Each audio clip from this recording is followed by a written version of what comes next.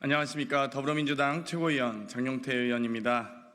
지난 대선 전에 혁신위원장을 맡았고 또 최고위원이 되어서 정책혁신위원장을 맡으면서 논의했고 또 작년에 최고위에 보고했던 내용과 더불어 총선 과정에서 있었던 여러 가지 이 부족한 부분들을 보완하기 위한 당원당규 개정 TF 단장을 맡아서 그동안 여러 차례 회의를 거치면서 이 당원당규 보완 사안에 대해서 논의해 왔습니다.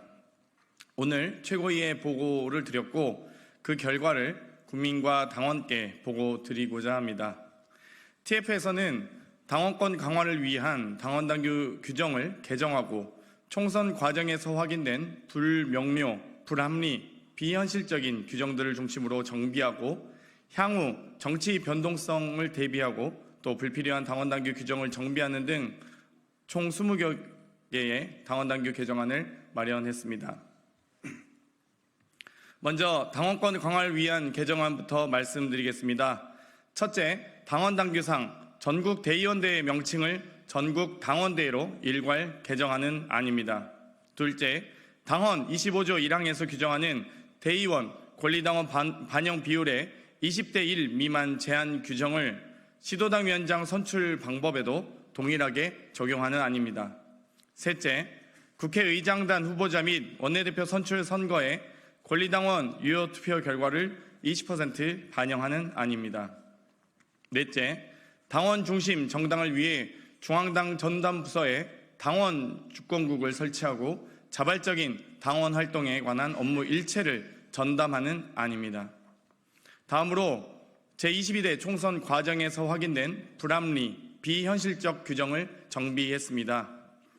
첫째, 경선 후보가 3인 이상일 경우 선호투표 또는 결선투표 실시를 의무화하는 안입니다. 이를 위해 선호투표 실시 방법과 결선투표 실시 방법을 구체적으로 명문화했습니다. 둘째, 검증인을 예비후보자 자격심사위로 위상을 변화하는 안입니다. 적격, 부적격 판정은 공관위로 일원화하고 검증인은 예비후보자 등록에 관한 자격심사만 맡도록 했습니다. 셋째, 부적격 심사 기준에 당의 결정 및 당론을 위반한 자에 대한 규정을 현실화하고 구체화하고 부적격 심사 기준에 징계 경력 보이자 규정을 보완하는 등 부적격 심사 기준 관련해 미비 규정을 보완하였습니다.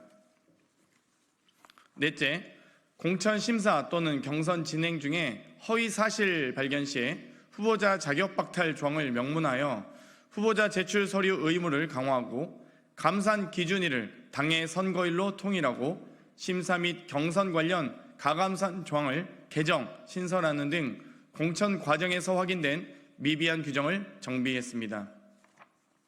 마지막으로 향후 정치 변동성을 대비하고 불필요한 당원당규 규정을 정비하였습니다. 그 외에도 청년 여성 보조금 사용에 관한 기금 계획 수립 시 해당 전국위원장에게 계획 수립 및 집행 결산에 관한 권한을 부여하는 안, 사무직 당직자 복무 규정 및 윤리 규범 등에 보완하는 안이 있었습니다. 민주당은 70년 역사를 향해 가고 있습니다. 민주당의 혁신은 길고 넓고 깊이 있는 시간을 가졌습니다. 그때마다 민주당은 국민과 당원을 향해 나아갔고 바라보았습니다. 때론 시대에 맞춰 새로운 것을 넣거나 때론 불필요하거나 시대에 맞지 않는 것은 되돌리고 과감히 버리는 것이 혁신의 과정이었습니다. 이번 당원당규 개정안은 민주의 혁신의 과정을 이어가 당원 주권 시대를 활짝 열어가겠습니다. 오늘 최고위에서 보고했고 내일 의원총회 보고 후에 당무위 안건으로 최고위 의결 후에 바로 발의할 예정입니다. 발빠르게 국민과 당원께 나아가는 민주당이 되겠습니다. 감사합니다.